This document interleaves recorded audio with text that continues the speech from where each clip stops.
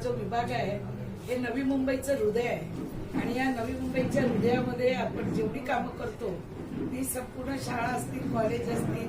आता आपण सेंट मेरी जवळ सुद्धा एक बस थांबा करतो. ऊन आणि पावसाळ्यापासून मुलांचं संरक्षण झालं पाहिजे. प्रिन्सिपल सरांची मागणी होती, तिथल्या पालकांची मागणी होती आणि ते काम आपण करत राहतो.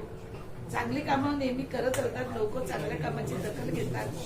पेपरबाजी, शायनिंग आणि पोस्टरबाजीला लोकही सुशिक्षित लोक आहेत या शहरातली, हे त्यांना अजिबात हे पटत नसतं. तुम्ही काम करा. लोकांच्या ज्या छोट्या छोट्या गरजा आहेत, आपल्याला माहिती असेल 5 वर्ष झाली नगरसेवक नाही.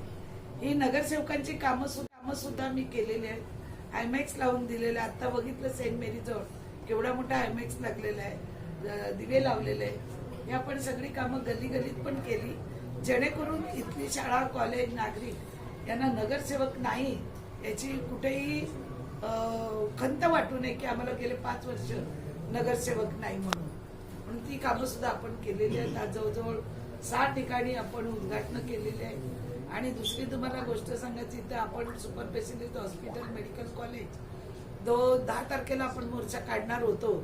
तर आयुक्तांनी मला आता दिलासा दिलेला आहे की सांगितलेलं आहे की मुख्यमंत्र्यांच्या दालना ते काम आहे आणि लवकरात लवकर आम्ही तुम्हाला करून देतो. टेंडर प्रोसिजर झालेले आहे. फक्त डीपी प्लॅन मध्ये हॉस्पिटल पास झालं की ते काम सुरू होईल.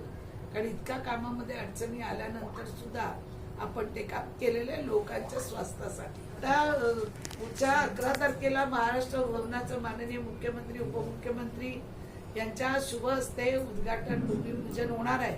वाशी एक्झिबिशन सेंटरला आपल्याला सगळ्यांना यायचंय. मी आपल्याला टाइम कळवेल आणि त्याप्रमाणे आपल्याला माहिती मी देईल.